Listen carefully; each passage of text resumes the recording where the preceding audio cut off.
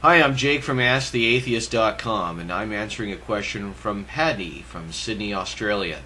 She actually has a series of questions that she's going to ask, and I thought I'd read them all, and then we can take them piece by piece, because I think they do kind of like cover the same topic, and I'll explain why when we get towards the end. Okay, so anyway, what she writes is,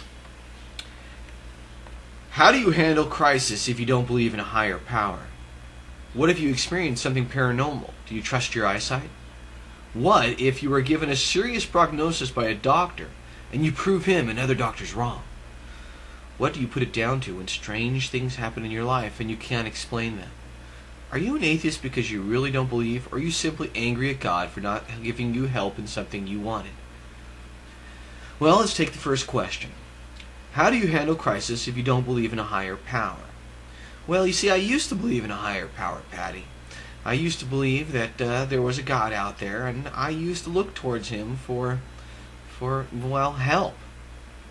And, I'd pray, and I'd think I felt consoled because I, prayed to God, and hopefully he would help me, and what have you. And, when I realized that there was no God, that all was just not true, I realized that all the things that I had gotten through, all of my problems that I had overcome, I did. Not someone else, not some sky daddy, not some sky fairy watching me, not some God, but me.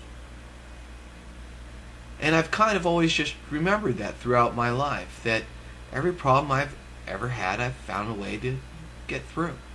And there's no reason to believe that I won't continue to do so in the future, no matter how hard things may seem. So, how do I do that? I just believe in myself. Your next question. What if you experience something paranormal? Do you trust your eyesight? Well, what do you mean by paranormal?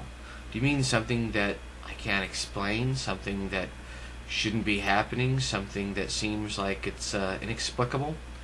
Well, I just say I don't know. Now, there's been times where things like that have happened. For instance, I used to wonder what deja vu was. That feeling like, wow, I think I've experienced that before. I used to call that a paranormal kind of thing, but you know what? Science figured that one out. You see? So it's no longer in the realm of paranormal. We understand what deja vu is. Okay? So when something happens and I can't explain it, I just simply say I don't know. I don't have any reason to create some alternative answer out of the blue just because it'll make me happy. I just say I don't know until a time comes around where I learn about it and find out, hey, that's how it happened. Fantastic. Next question. What if you are given a serious prognosis by a doctor and you prove him and other doctors wrong?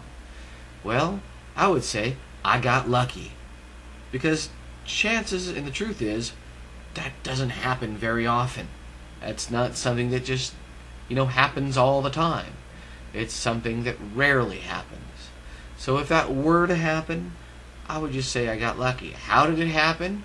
I don't know. And you know what? Medical science doesn't know everything right now. It doesn't pretend to. Okay?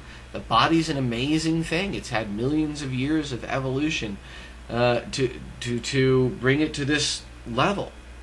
Okay? Doctors have only been around, a couple thousand years, somewhat. Yeah. Only seriously in the last couple 100 years.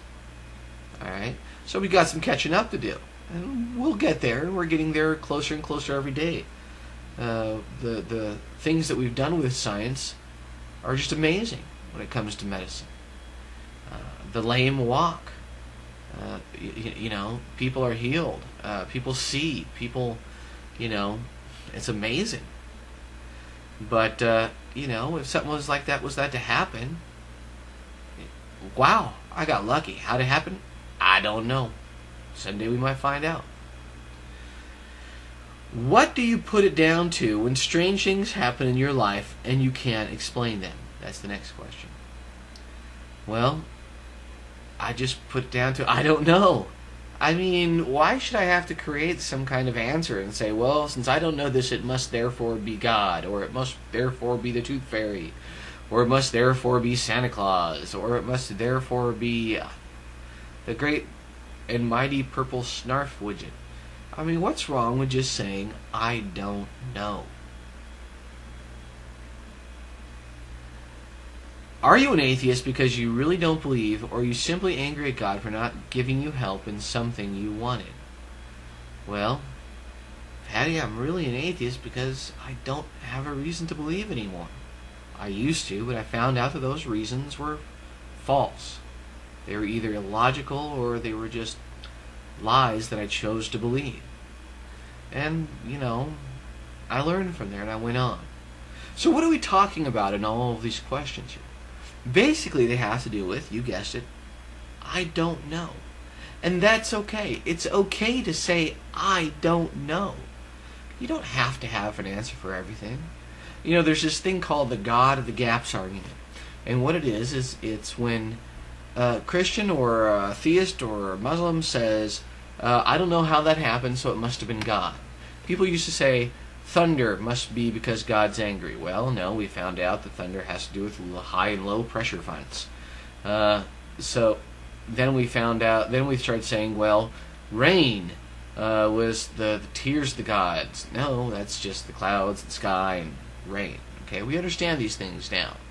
So every time someone says, well, God did it, or it's because God made it that way, what they're saying is, I don't know the answer, so I'm just going to throw God in there. And I don't think that's kind of honest, I don't think that's very truthful. I think it's just more truthful to not add any complexity to the situation and just say, I don't know. Well, hope that answers your question for you, Patty. Thanks a lot.